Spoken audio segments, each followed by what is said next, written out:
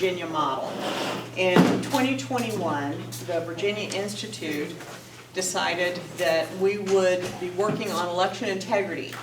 And there were an awful lot of people who were working around the state on election integrity in different localities, doing different things. So we thought maybe what we should do is get them all together in a coalition called the Virginia Fair Elections Coalition, so that we could stop bumping all over each other, falling all over each other, and wasting everybody's resources. So we put this coalition together, and what I've brought you is what we did in 2021. Just to let you know, this coalition is still running today. We have more people than ever before. And we have also taken what we call the Virginia model, and we have started coalitions in 15 other states.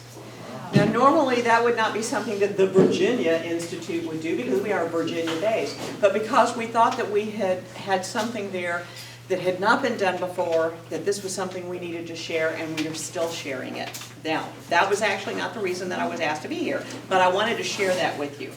I have more stuff to hand out, sorry. But I don't know that I have enough for everybody, so if you have a spouse here, tell me just take one if you would. Okay. It came to my attention during this Virginia Fair election stuff, but first of all, let me explain. I'm the president of the Virginia Institute for Public Policy, which is a 501c3. Okay, so I have another hat, which is chair of the Virginia Fair Elections Coalition, and I have another hat with Tertium Quids, which is our advocacy group. I'm going to have all three of my hats on today, banging back and forth, just letting you know, okay? Because we do have legislation that we need to talk about. So, ranked choice voting. I know that all of you have heard about it. So you've heard some good things, you've heard some bad things, you've seen some stuff on TV about it, and I would like to explain a little bit about this. Part of the challenge, and before I even get into what is it and why do I think that it's a poor choice, the Democrats love this. They're the ones that designed it. They absolutely delight in it because they think that they can manipulate it, and they can. The Libertarians, sorry Robert, the Libertarians love it because they think this is an opportunity for them to get their candidates through. And half the Republicans love it because they think that that is how Youngkin got in, and they're all happy about that. And I'm here to say, yeah, that's not really how he got in. He got in because he was the best candidate, everybody liked him, he won every single, even though it was done by ranked choice, he won every single one of the rounds until he finally took all of it when he went over 50%. So, but I'm going to explain to you what it is if I can figure out how to make all of this stuff work. So, give me a second here.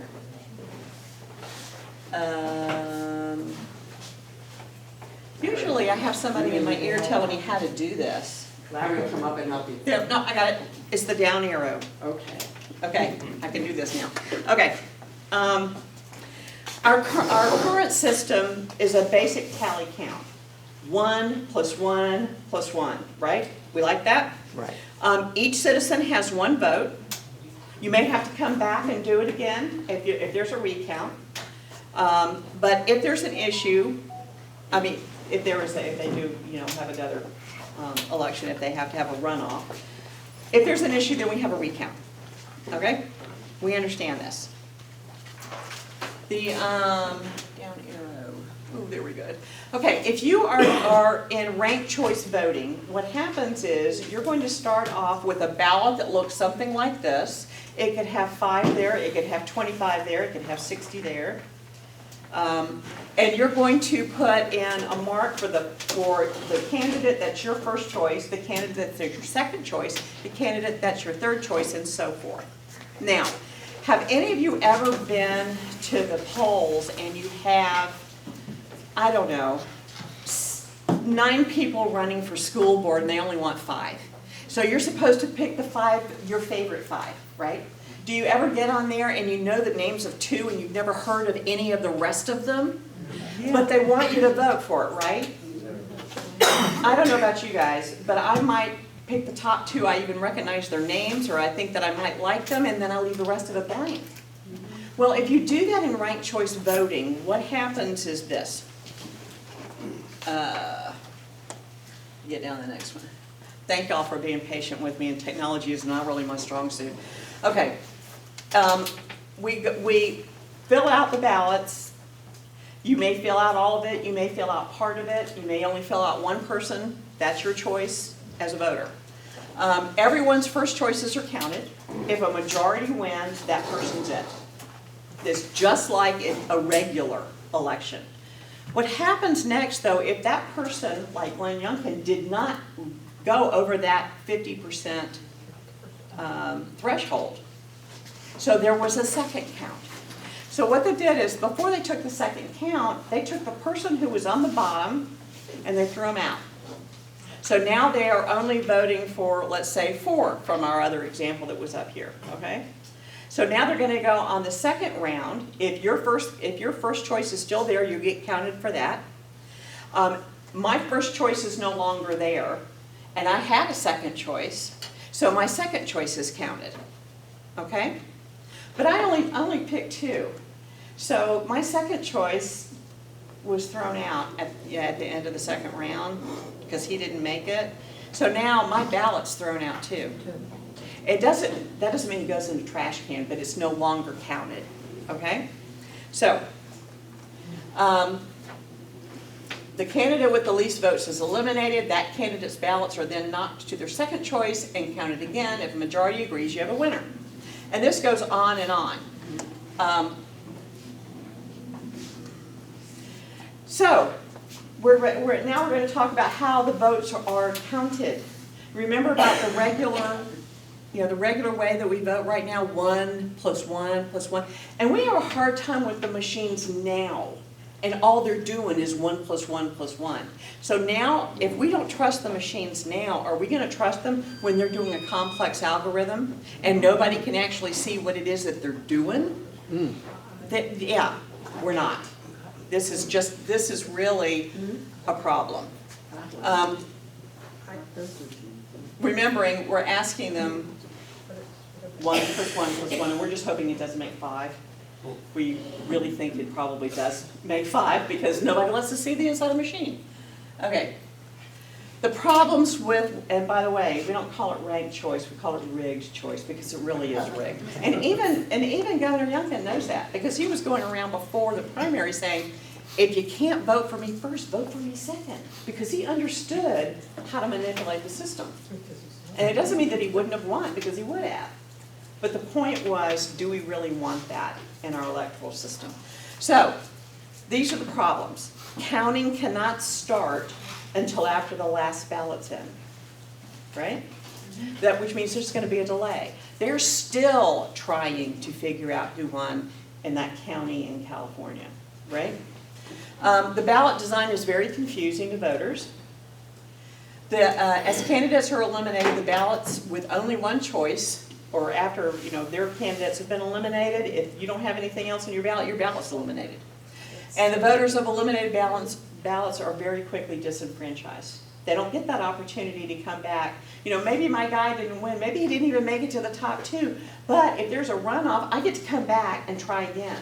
I get to come back and decide which of those 2 I want to have as my representative.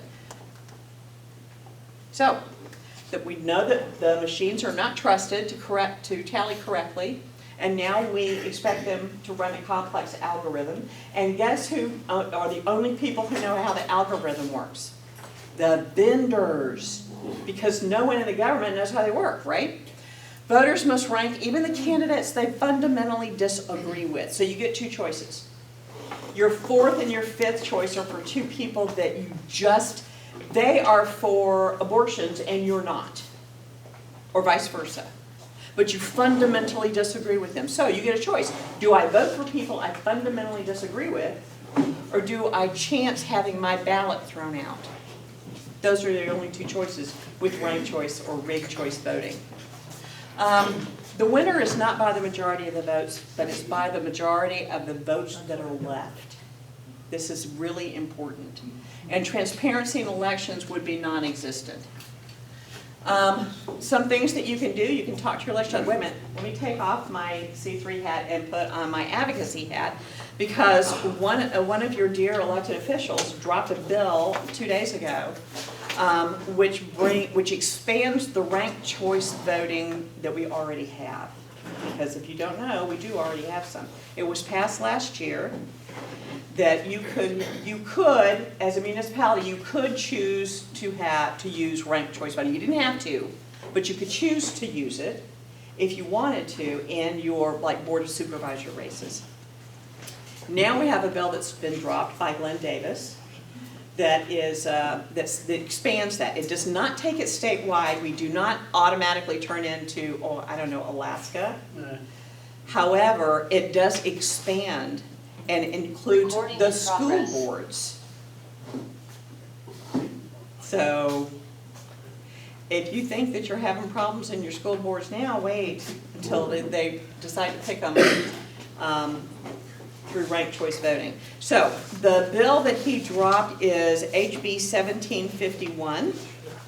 It is in the P&E committee. It is in subcommittee 1, which is headed by Head, and it is up on their agenda for Tuesday morning at 7 a.m. And we need to stop this. And that is my opinion. Yes? How can you change the system? If you have 100 voters and you have 5 candidates and 30 get the most votes, you're going to have a second election. It's a mess, is what it is. Ask the people out in the California county where they can't figure out, they can't. The NAACP said, wait a minute, there's something wrong with this algorithm. This is the California county. They said, this is wrong. They can't recount it because it costs too much money. How do you do that? You just say, okay, we're just going to take whatever it is that they say? That's not the American way, not at all. But the people on the left are out talking to our electoral board members about how wonderful it is. And like I said, there are lots of people who are our dear friends who think that this is a great idea. It is not. It is not a great idea. It takes away the transparency, little transparency we have now in our elections, and it just throws it away. So I'm happy to answer any questions, but I want to explain something. I am not an expert in this. I just seem to be the one who's jumping up and down on their soapbox the hardest. Yes? Okay, so, I mean, people would disagree, but I think I'm a fairly intelligent person. I did not learn about ranked choice voting until I started calling in to the Tuesday morning group. Like a couple months ago, I called last month, she had an expert on there and explained it. And I got to witness through the Alaska elections for Senator and Sarah Palin's election, how ranked choice voting was rigged. And let me just tell you this, what Lynn's she explains it very well, but if you take the average voter to understand that, when you go and stand in line, you're going to vote, and then you have to rank all 5. I mean, I agree. I mean, I was in the Navy. I'd go and vote, and I had no clue who Daphne Stagg was. I had no clue. So I vote for him because there was a little R behind it. Well, now I research it, but I'm telling you, what Glenn Davis is proposing, we need, and I know some of my most respected friends are in this room, grassroots people. We need to reach out to Glenn Davis. We need to reach out to Bill DeSteff. We need to reach out to Ann Farrell Tata. This is disgusting because, I mean, you all know how I'm involved in school board. But to have this at an at-large election for school board will be terrible. Now, I gotta be careful. I got nabbed by being recorded by Robert at a meeting. So I know this is recorded, but I'm just telling you. No, it wasn't, Robert didn't get me in trouble. I got myself in trouble. But the bottom line of it is, this is an education. This is truly an education to the voters. Because all of you are intelligent and understand this. But I'm telling you, there are people that are going to go to the polls and they're going to figure out that their vote was thrown out because they didn't vote 1 through 5. They voted 1 through 2, cycles around again, nobody got 50%, their votes are thrown out. We really have to let Glenn Davis know that this is unacceptable. I've already reached out to a couple of my delegate friends that are friends and asked them what their positions are. I haven't got a response, but I'm telling you, I'm gonna work with Robert, Diana, Daphne, you know, you got all these people. We need to get out and let them know that this is unacceptable. I think the committee meeting is Tuesday. Yes, it's Right. Tuesday, it's The gonna be in the subcommittee. House Privileges and Elections Subcommittee number 1. Yeah, so On my only Tuesday. message is Lynn is on her soapbox, but this is an education. And the education is, I mean, it's an algorithm. I mean, they were gonna try to get a Chinese company to run the voting machines in Virginia Beach. Yeah. Just think about that algorithm. I mean, I probably would get elected. That's a joke, sorry. But I truly encourage everybody to learn as much about this, and let's get our delegates to understand, particularly Glenn Davis. Why are you doing this? It would be wonderful if we could simply get him to pull the bill. Yeah, that too. Just pull the bill and let's move on. Okay, if anybody wants to write down the bill number, it's HB 1751. Just call Andrea and talk to her. Andrea is Bell. That's his aide, LA, yeah. right? Yeah, so you can talk to her. I don't know why it is that he likes this. I don't know if he's doing some favor for somebody. I have no idea why he's doing this, but we need to get in his ear. He needs to hear from all of you about this is not a great idea. Yes? Somebody wants his phone number? Yeah. You want to, what's the phone number? 757-3433. Pen. Pin. That's local, they're in Richmond. They're in Richmond right Yeah, now. call them in Richmond. This is not a cell phone. Lynn, I have a question for you. He ain't gonna be. When you do this ranked choice in Alaska, don't they put all the candidates? We can't hear you. She said if they did this in Alaska, don't they what? They put Democrats, Republicans, and Libertarians all on the same ticket. Yes. So you're not voting party line, you're voting Everybody. by everybody. So that's why it's liked very well by one party. Yes, it Yeah. is. And they are putting a lot of money into this. They have their fair votes. You guys remember Zuck Bucks? Yes. Same thing. Fair Votes is getting all of that money to go out to the electoral boards and talk to them about how wonderful rigged choice voting really is. Yes. Is it, and I don't know about the other places that voted, but if you think you want to favor your candidate, then you would only want to run one of your party, but multiples of the other. Does that make sense? So that way it would spread the vote out for everybody else, and then one of your particular, one Democrat against 5 Republicans, or Libertarians, or Independents. They all get some votes. This one get majority, the one side, Democrat, Republican, gets a lot of votes. Well, all those other people will eventually vote for this other person somehow, some shape, because they got 5 votes. And they keep narrowing it down. Well, this is what we talk about, this is how we talk about the participation trophy. You know how kids get a participation trophy? Well, these candidates are getting a participation trophy by letting everybody vote for all of these people that you don't know, you don't like, you don't believe in what it is that they believe in. And this comes through in different names. It's not just called ranked choice voting. It's called instant runoff. It's also called, and because it's late at night and I'm old, I can't remember exactly what it's called, but it's something about the top 5. So they let it go to a regular type of election. They take the top 5 people, and those are the ones that are ranked choice. And it goes through everybody. It's not like this party has a primary, this party has a convention. No, it's everybody. Everybody and anybody who wants to be on there. There can be 65 people.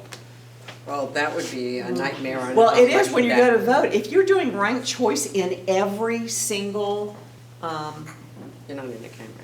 piece, sorry, and every, when you go and how many slots do you have to vote for? Maybe, I don't know, 6, 8, 10? But now you're doing ranked choice in all of them. So you can be sitting up there in the voting booth for 45 minutes. How long do you think the line's gonna be? You know, and is this the way that they want it? Yes. Is it the reason that they want it is so that the lines are very, very long and you will what? You will want mail-in voting, because that's what they really want. So yeah, this is just a stepping stone to the other things that they want, and we just need to squash it. Yes, ma'am? I just wanted to say, we have Glenn's office number here if anybody would like it. Yeah, Just stop okay. by the table. So you can see them, and she'll Yes. give you the number. Great. Okay. Thank you so Point much like for it. having me. I Thank appreciate you it. so much. Okay. So the next bill was put in by Karen Greenhall, Delegate Greenhall, and this has been put in every year, and it dies every year. But they feel they have a good chance of getting it passed this year, and that's on Convention of States. And we have Paul Renda here. Renda. He is the Virginia Beach representative for the Convention of Thank you, States. thank you. Thanks for letting me speak tonight. I'm Paul Renda. I'm new to this speaking publicly to all you people involved here. Anyway, I'm a retired anesthesiologist in the area. I've been over at the major hospitals, Norfolk General, Lee, and Virginia Beach General, since 1987. So if any of you or your family members ever had surgery there, we probably were involved in it somehow.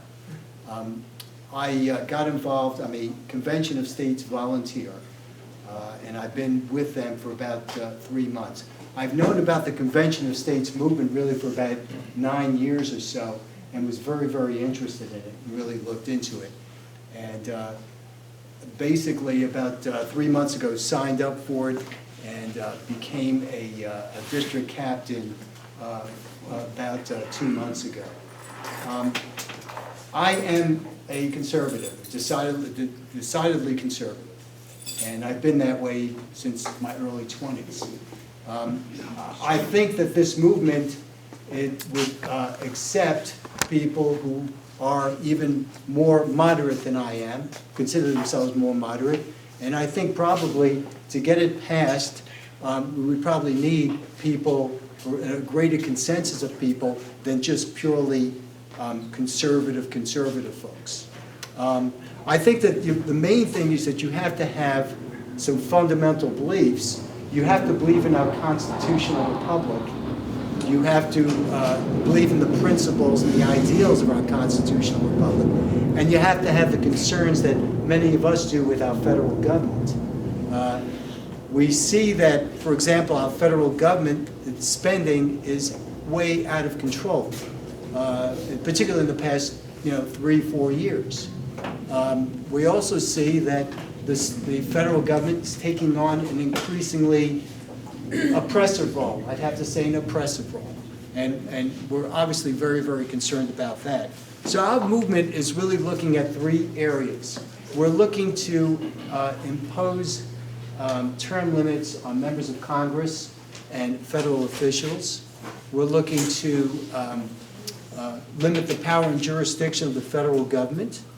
And we're looking to finally impose some fiscal restraint on Washington.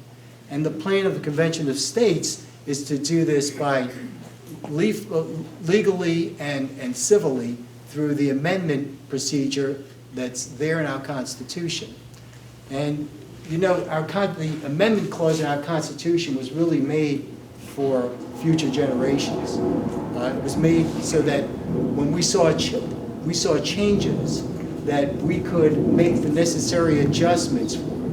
And that seems to be why they put that amendment article in there. They made it very difficult, of course, to pass through amendments, and that was done obviously for a reason. In fact, they made it even difficult to propose amendments. So in order to propose amendments, Article 5 says there are 2 ways to do it. The first way, it says whenever whenever 2/3 of both houses shall deem it necessary, shall propose amendments to this Constitution. So the first way is with Congress only. That is the way we've done it for 27 times, actually, since the beginning of the country. The other way has never been done. And that is basically, it says, the Congress, on the application of the legislatures of 2/3 of the several states, shall call a convention for proposing amendments. In this case, it's really the state legislatures that are doing the proposing through a convention for proposing amendments. Congress has only one function there, and that is to call a convention. That is a ministerial function, and in this process of proposing amendments, all they can really do by calling a convention, they give a time and a date. A date and a place, and that is it. And that is really for the first meeting. We actually have our application here, was sponsored by Karen Greenhall, who courageously sponsored it, HJ 457. There's also been one presented in the Senate, which is SJ 235. That's been presented very, very recently.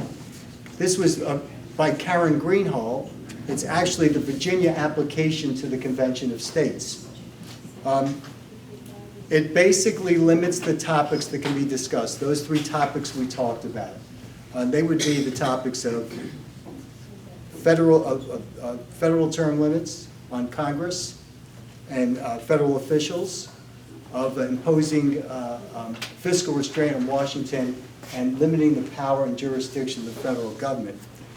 It mentions over here, the salient points are, it specifies a limited role of Congress, as specified in the Constitution, one state, one vote, and it says that their instructions to delegates could be that they can actually recall delegates at any time for breach of duty if they go beyond the authority from their application.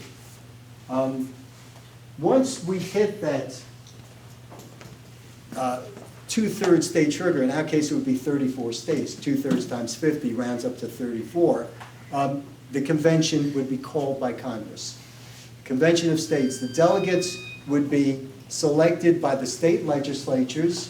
They would act through the authority of the state legislatures and their application to meet, to convene. They would deliberate, and the work product of that convention would simply be proposals for amendments only. That's all they are. At that point, the second part of Article 5 says that now to become actual amendments, of course, they have to pass an even higher bar. Now they need 3/4 of the state legislatures or conventions of the state legislatures in order to be ratified to become part of the Constitution. It seems that some folks object to it, are concerned about it, and it seems that they are for a number of reasons. One reason is that they may have an interest in keeping the federal government as large as it is. Or maybe perhaps they feel that they're subscribers to modern monetary theory, and they feel that you can spend all the money you want. To me, it doesn't make any sense from an historical point of view, or just from plain common sense. You can't do it. And then there are folks who are afraid that the convention can become a runaway convention, that they can actually rewrite the Constitution, propose horrible amendments, or pass horrible amendments, and that's another cause for concern too. Some of these folks call us a constitutional convention, although that's not what's specified in the Constitution. There may be a legal basis for it by saying it's a convention that performs a federal function, but the Constitution says it is a convention for proposing amendments, period. I would say that in some cases, it is probably incumbent on people to also recall that the convention process itself seems like it's a scary term. When you say convention, for some folks, they think of, I grew up in New York, as you can probably tell, that they had conventions all the time. And when we think of conventions, we think of, you know, inebriated old men running around with cigars in hotel lobbies, you know, and wearing funny hats. But that's not what the convention is, or the word convention in the Constitution. Conventions, interstate conventions, were very, very common around the founding of our Constitution, and they have a very, very rich historical and legal tradition. There are precedents that are set on the basis of these legal and historical traditions that the delegates make their rules at the convention. And the Constitution tells us that Congress has no say in a convention for proposing amendments. The other thing I'll tell you is that if I'm wrong, and I might be wrong, who knows, I don't think I am, but if I'm totally wrong, whatever comes out of a convention for proposing amendments must pass that very high bar of ratification of 3/4 of the states. And that is an extremely high bar. So if I were a legislator and this convention met and they said, well, we've got a bunch of proposals that, well, they're outside of the application that you told us to limit in, I would take those proposals, and personally, I would just toss them. I mean, I wouldn't even want to consider them. And the possibility of 3/4 of the states going along with applications, with proposals that are entirely outside their application, seems to me a very, very low probability event. And likewise, I will say that the idea of passing amendments, remember, all those amendments have to go 3/4 of the states to become actual amendments. So the possibility of getting something like, allowing unlimited abortions, very, very small. I mean, it's not going to pass through 3/4 of the states. Neither will, unfortunately, will a ban on abortions pass. Neither would. Most of what comes through has to be pretty much right down the middle as far as our general consensus of folks. So I personally see, when I evaluated all this, I said, well, if there is a risk there, that risk is almost negligible. And really the fear from that close to negligible risk, in my opinion, is really not founded. And I will mention another thing too, is that some folks feel that, well, we don't need a convention of the states, we can do something else, we can elect the right folks. Well, I'm sorry, we've been trying to do that for 50 years and look where we are. So there is a problem with inaction, or by inaction you can also be doing something that doesn't work, that you know by history has not worked, and you say, well, we're going to do it slightly differently this time, and that to me is also inaction. And sometimes inaction, and I knew it from my field in anesthesia, sometimes inaction can actually be worse than action. So that is basically why I have been a volunteer, why I support it. Yes, sir. Well, thank you for volunteering. I heard about Convention of States.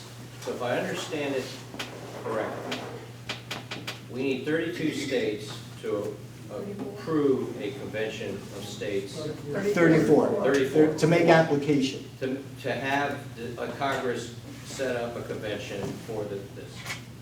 How many do we have now? I think it's 28. We have 19 right now. Okay. If it were to pass through in Virginia, Okay. that would be 20. So the amendment Delegate Greenhall has put forward, there are some stipulations she has put in there. But the real requirement is for the General Assembly to approve a convention of states, not specifically those issues she put in her bill, correct? Or not? Well, the resolution is strictly up or down on the Okay, vote. okay. And that includes the limitations on, that I mentioned. Okay. Term And then- limits and all.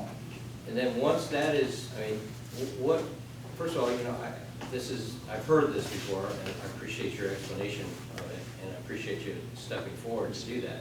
Because it's been pushed 3 or 4 times in Virginia and it's failed, right? Yes. So, what do you think the likelihood of it passing this time with a, I'll call it Republican General Assembly, which there's Democrat Republicans, I call them, but what do you think the chances are this time? Well, I'll tell you, the last time it went through the House of Delegates and passed through the House of Delegates, it died in committee, in the Rules Committee, in the Senate. So this time through with now a Democrat Senate, it's probably less. It's always a possibility. I mean, I think that for many Democrats who are moderates anyway, that they would find common cause in this. So that's what we're hoping, or at least I personally am hoping to convince some of them as well. Okay, thank you. Yes, ma'am. Being it's taking so long to get the number of states, can a state back out at any time? That is, they can always rescind an application. They can rescind an application beforehand. Our application has a 10-year sunset. So in some cases, they can actually rescind an application. The work that we try to do, obviously, is that once it passes through, for example, it's passed through in Florida, that the volunteers don't stop there. They kind of keep going to keep that level of concern up and education to citizens. Yes, sir. Yeah, you made some excellent points there, okay? But my thing is, if the elected officials are not abiding by the Constitution now, and our government's not abiding by the Constitution, what's going to make them make the changes if they're going to follow this one? Well, that's a good question. Okay. But the way... Here's another one, sorry to interrupt. You got a federal, an entity, it's not even a federal entity. Which entity are you It's the talking Federal Reserve, okay? So it's not a federal entity. There's no reserves. It's an unconstitutional entity. The only one that has the power of the purse is Congress, right? So you're giving international bankers the power to regulate the interest rates and the supply of money. How are you going to stop that? That's the main problem with spending, right? How does a bank make money? By loaning out funds, right? Well, So the system is rigged in the sense that I think there's more to it than what, you get some great ideas, but I think you really, it's not the Constitution that's a problem. It's you guys are not holding people accountable to the Constitution. Well, I will grant you that. First of all, when I've heard that argument before about the Constitution, and there are really kind of two constitutions. I mean, you can write away to the government. I forgot another agency, of course, that prints things up. It's the and they'll, if you give them $125, they'll give you our current Constitution, which is like a dictionary. It's a telephone book. And you compare that with a pamphlet, and that telephone book contains our original Constitution plus all the various, court rulings, whatever. So it depends. They do follow a Constitution, but they don't follow that little pamphlet Constitution that we're all familiar with that we learn in school. Federal Reserve, look, I think spending, basically, the drive for spending begins in the Congress. And that is, to me, that is the bottom line. I think if you got that spending under control, your issues with the Federal Reserve, and they're well-founded, would not be a major issue, in my opinion. Well, they're spending things that are not in the Constitution. They're going outside that. So that the idea would be to limit the power and jurisdiction of the federal government. And that's one of the other things. Now, I don't know by specifically what amendment proposals they would make, but we need to somehow bring that in. And the amendment process, to me, is sort of the ultimate law. And that's sort of the way I see it. Okay, Yeah, thank you. You have a petition you said you wanted Yeah, I people should. to sign if they are That's what I favored? need to do. If you know about it, you've kind of made up your mind and really thought about it, give it some thought, and I have some petitions here to sign. When you sign a petition, it will go right to your state legislator, and they'll have it, we'll have it too, and probably contact you at some point. If you're interested, if you've already signed it, interested in volunteering, please let me know, and I think that pretty much sums it up. Okay. Thank you. And now we're going to have Michael Smart. Michael Smart is with the John Birch Society here, and he is going to give the opposing point of view on Convention of States. Hello, everybody. It's good Hello, to be Michael. back here again. You might remember me, maybe not. A couple of years ago, I gave you what I thought was a good presentation on cultural Marxism. And That's when we were at Marion Manor. We've certainly seen a lot of that playing out recently. But I'm here tonight to talk about why we in the John Birch Society think an Article 5 convention is not a good idea, in fact, very imprudent. Now, I'll state outright, if I thought Paul was going to be a delegate or a commissioner, I might be all right. But I don't think people like Paul or Diana or anybody probably in this room is going to be appointed a delegate or a commissioner to a convention. I think that chance is realistically not very good. How did you come up with that summation?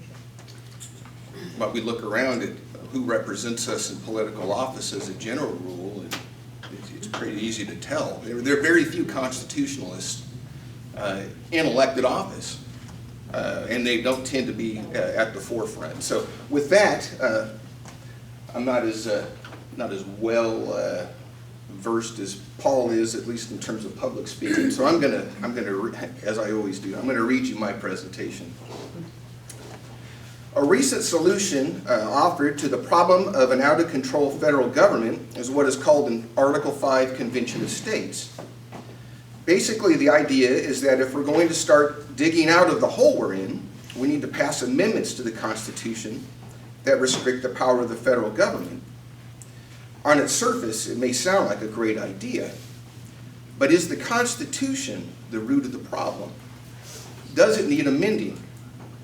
Or is the root of the problem we the people, who through ignorance and malice elect representatives who are ignorant and malicious? The Declaration of Independence recognizes the consent of the governed. Who are the governed? The people, or the electorate. We the people, and I don't necessarily mean people in this room, but you get what I'm saying.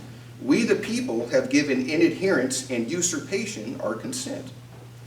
Our consent, as many of us know now, has been engineered for generations via mass public education, a corrupted university system, and various other entities. This is ultimately reflected in what we're willing to tolerate, and hence in the voting body.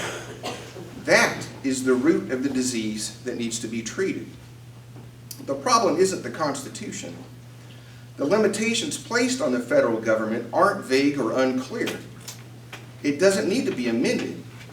In fact, there are a couple of amendments that we need to repeal, as in the 16th and 17th. It could be others. The Constitution hasn't been tried and found wanting.